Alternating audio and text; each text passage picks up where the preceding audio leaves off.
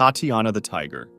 Tatiana, a female Siberian tiger, was once a peaceful animal, but that changed in 2006 after she attacked a zookeeper who was feeding her that year, leaving the woman with a permanently scarred arm. An even worse attack happened in 2007. On Christmas Day, just after closing time, Tatiana escaped from her enclosure. That day, 3 young men, 17-year-old Carlos Sousa Jr. and brothers Amritpal and Kulbir Dhaliwal, aged 19 and 23, had been seen shouting at animals and throwing things. At some point, Tatiana managed to climb or leap out of her grotto. Investigators later discovered that the moat wall was only 12.5 feet high, even though the recommended minimum for tigers was around 16 feet. Concrete chips found in her paws suggested she had scrambled and pushed her way up the wall to get out. Once free, she went straight for the group, and Carlos Sousa was her first victim. She mauled him with brutal force, leaving him with skull and spine fractures, many bite and claw wounds, and a severed jugular vein. He died on the spot. The Dhaliwal brothers ran for their lives, bleeding from their wounds until they reached the nearby locked zoo cafe. The tiger was behind them, and they screamed for help until finally a worker inside the cafe called emergency services. At first, the worker thought the person screaming outside was just mentally unstable and that there was no real animal attack. He told emergency services exactly that when he called. This, paired with the fact that later on zoo security guards were enforcing a lockdown to prevent Tatiana from escaping the zoo grounds, caused the emergency response to be delayed. When police and armed zoo staff finally arrived, Tatiana was standing over one of the injured brothers. Officers hesitated to fire because they feared hitting him, so they distracted the tiger. And when she turned toward them, they opened fire, killing her with a shot to the head. Both brothers were rushed to the hospital with deep injuries to their arms, necks, and heads. But they survived, unlike Carlos, unfortunately. In the days after, the San Francisco Zoo admitted that the moat wall had been far too low and below safety standards.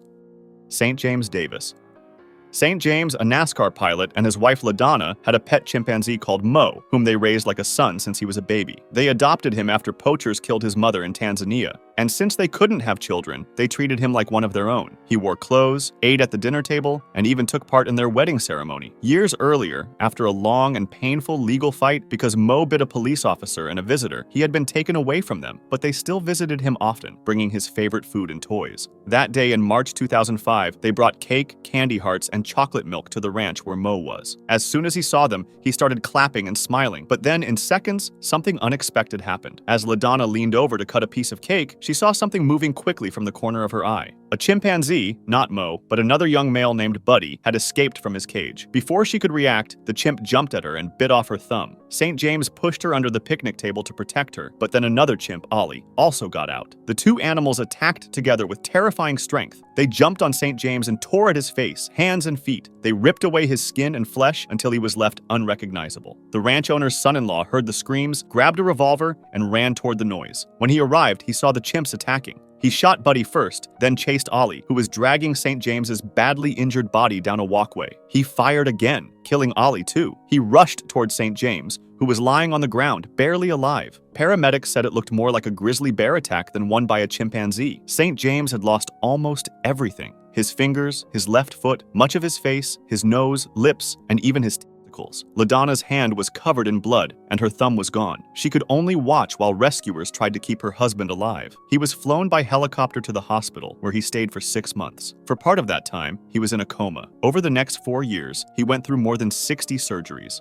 Doctors rebuilt his face as best they could. He had 1 prosthetic eye and 2 small slits, where his nose used to be. St. James survived, but his injuries left him permanently disfigured. However, their love for Mo didn't fade. They went back to court to make sure the city kept its promise to build a home where they could live with him again, and in their front yard, they even put up a sign that said, "Free Mo." However, in 2008, Mo disappeared from his new home and was never found. Some people said he escaped into the mountains, while others believed he might have been killed in the wild. Years later, tragedy struck again. St. James died in 2018 after suffering a stroke, and LaDonna, now alone, became a victim of financial abuse and lost much of what they had built together. While St. James's death wasn't directly caused by what happened at the ranch, it's fair to imagine it played a role, and the story was just too incredible not to include in this video.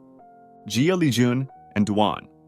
In May 2016, Jia Lijun, a Chinese businessman, was visiting Shishiaku Wildlife Park. He stopped at the walrus enclosure and started taking selfies and videos with the animal. The walrus was huge, weighing about 1.6 tons. However, Only moments later, the animal turned deadly. Witnesses said the walrus suddenly grabbed Jia from behind, and at first, many people watching thought the animal was just playing. But the walrus was so big and powerful that once it held on, Jia had no control. It dragged him into the pool, clung tightly to him, and swung him around while pushing him under the water. Things got worse when Duan, the walrus's longtime trainer, jumped in to help. Duan had raised the walrus since it was a baby and had cared for it for more than 10 years. He was considered the closest person to the animal, but as soon as the walrus saw him in the water, it rushed toward him as well. Instead of letting go of Jia, it wrapped itself around both men, holding them tightly. Even though Duan was a strong swimmer, the walrus's enormous weight kept them trapped underwater. The animal continued to squeeze and push them down. By the time staff and visitors realized it wasn't playing anymore, it was already too late. Both Jia and Duan drowned inside the pool.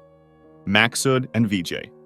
In September 2014, a 20-year-old man named Maksood, who was said to have some mental health struggles, got into the enclosure of a white tiger named Vijay. Earlier that day, visitors had been throwing stones and shouting at the tiger. Nonetheless, videos from the scene show the tiger at first looking calm, even curious, as Maksood sat in the enclosure below. For several minutes, the tiger did not attack, but the crowd above kept screaming, and the noise created chaos. The loud shouting agitated the tiger, and eventually it snapped. Vijay suddenly lunged at Maksood, grabbed him by the neck, and dragged him across the floor of the enclosure. Witnesses were horrified, and some begged the zoo staff to do something, but there were no tranquilizer guns or emergency plans ready. Guards yelled at the crowd to calm down, but many people were too shocked. The tiger kept its grip on Maksood, and within minutes the young man was dead. His injuries were so bad that he died inside the enclosure before anyone could reach him. Only one guard had been stationed near the enclosure, and he admitted that his main duty was to control the crowd, not to deal with emergencies inside the exhibit. Sarah McClay. On a normal afternoon, zoo visitors were watching the tigers being fed, when suddenly they heard a loud scream coming from the tiger house. Inside was 24-year-old keeper Sarah McClay, and a tiger named Padang had somehow managed to get through several doors that were meant to keep people and animals safely apart. It immediately jumped on Sarah, and its strength and speed left her with terrible injuries to her head and neck. By the time her co-workers ran toward the noise, Sarah was basically unrecognizable, and they flew her by helicopter to the hospital, but her wounds were described as unsurvivable. She died later that same day. After her death, investigators saw that the safety systems of the doors had failed. For example, the bolt on the door to the dark den was faulty. It couldn't close properly and would bounce off the frame, leaving a small but dangerous gap of about 0.78 inches. When the official investigation was held in 2014, the jury couldn't say exactly how Sarah ended up in the same space as the tiger, but they confirmed that the broken bolt played a major role in the accident. Ann Walz. Ann Walz had cleaned her bear's cage hundreds of times before, but one day, something was different. When she went into the 15 by 15 foot enclosure where she kept her black bear, a 350-pound animal she had raised from a cub and named Teddy, she threw some dog food to one side of the cage to distract him and clean the other side. She had done this every day for 9 years, but this time, Teddy suddenly attacked her and started mauling her. The bear, much taller and more than twice her weight, overpowered Kelly almost immediately. Her 2 young children, along with the neighbor's children, saw what was happening and screamed for help. The neighbor grabbed his gun and ran to the cage. When he arrived, the bear was on top of Kelly. He said the animal started to move away from her body and began walking toward him, and at that moment, he fired his gun. The shots killed Teddy, but Kelly was already dead. Her injuries were so bad that she was pronounced dead directly at the scene. Officials from the Pennsylvania Game Commission later explained that wild animal cages usually have 2 separate sections. This lets owners lock the animal on one side while cleaning the other. Kelly's cage didn't have that setup, or if it did, it wasn't used that day. If you want to discuss this video or suggest an idea for the next one, join my Discord, link in the description.